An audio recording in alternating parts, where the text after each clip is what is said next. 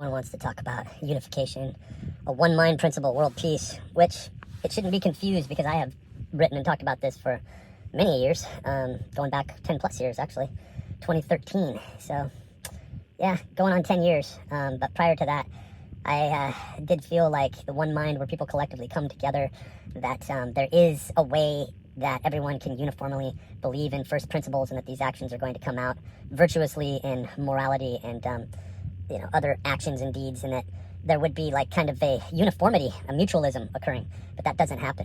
And once you do get out there and you start working with people who need your help, all you see is the backhanded competition and the need to take whatever you have from you in order to elevate themselves. And this is the paradigm that most people dysfunctionally function under in this dysfunctional toxic society, where it's not just a meritocracy, but capitalism breeds a competition, this sardonic undertone of polemics, where it's a warlike community, yet no one can really go to war. So you create all these criminals who are doing things on the down low, backhandedly.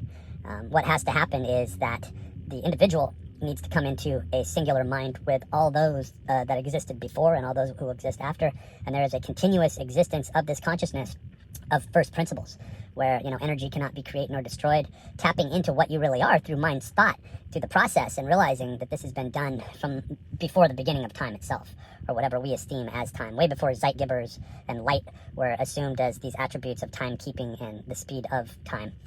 We're learning these days that that's not so accurate, and that time can be slowed, bent, and even distorted. The fifth force, freezing electrons in their place. We're in some spooky territory now, and you better believe if that's what your general public has heard about, then things are way beyond that. And this is where they are tapping, scientists are tapping into a singular mind, a one mind that through the progression of numbers, you can see it as mimetic sequencing or codes. You can see it as a codified system, almost like non-Euclidean spherical mathematics, where you're looking at the zeros and ones and how they stack up. And you take so many steps and you realize I'm in the exact same place as someone a long time ago. And now I'm being illuminated by this information and carried forth by my forefathers. And so, like David Hume, become what you are. Many people that you think are family and friends, they have been deterred from becoming what they are in this democratic society, and it is a dangerous thing. They shouldn't become what they are. So right now, people are going through the actions and the deeds that their moral compass through first principles, the principles that they follow, or I call them anti-principles. The majority will not stand with you. The majority will not walk with you. The majority will not believe in what you believe in, but they will lie to you until your last breath.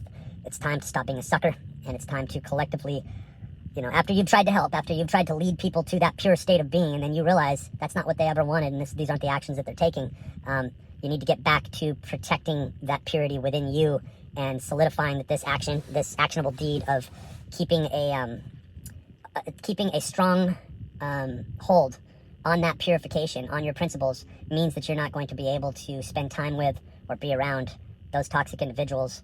And they are not individuals, are they? And that's the whole point. And neither are you, and neither am I. We are all connected to something. And so I always say, I'm not sure about God, but I do know Jesus existed. And in a way, what I'm saying is, of course, God exists, but I'm not going to say that I can identify what that immense force is. But I will say that it's everything, and everything scary, and everything great, and everything powerful. And so we see that filtered through in a character, in a person like Jesus Christ. Yeah, the J didn't exist 300-400 years ago. So what? So we call him Yeshua.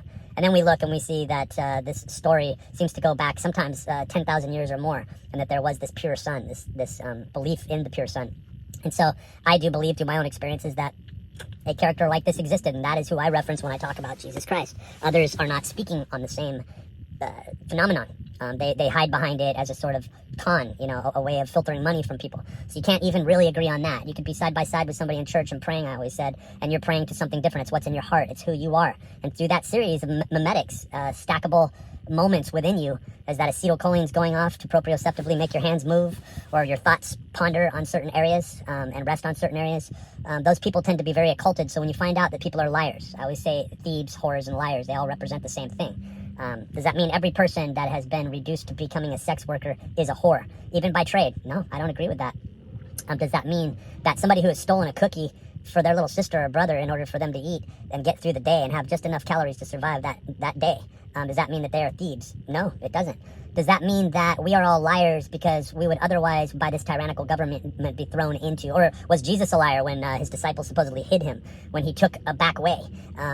Who do we really answer to? So you can't get sucked into letting, let's say, quote unquote, the dark side make you into a worse person. But you also have to see that this isn't something that you're going to integrate and communicate with yourself, that I will not keep going on with this type of thing. But in the center, what you're really looking at is somebody who is a con artist, somebody who knows full well what they're doing, and they have placed everything into the actions of being right.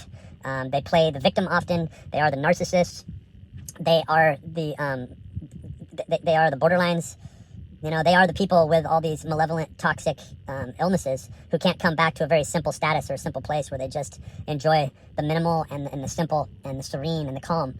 And they know that there's a time where, I mean, I just published an article last week that dealt with the fact that all of the monks in this monastery were kicked out and disbanded because they all tested positive for methamphetamine. So that kind of tells you the time that we're in. And we will all be revealed by who we really are. And so be prepared. However, whatever that means to you, you need to prepare yourself.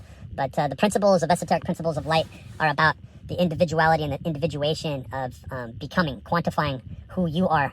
And you don't owe anybody anything. And, you know, like I really believe that saying, if you meet a Buddha on the road, you know, kill him, right? It's kind of like, there's a lot of interpretations about that, but existentially, you can't meet this. Existentially, you can't become this. Existentially, you can't learn this. This is where the fallacy is created of actions and deeds and morality, like the Masons over having the pure core and the purity that you will protect that's within you. Even if you've gone through and sacrificed purity in other people, even if you've done these anti-principles, if you were born with purity, you will return back to that purity. And if you don't, that's where a soul is lost, in my opinion.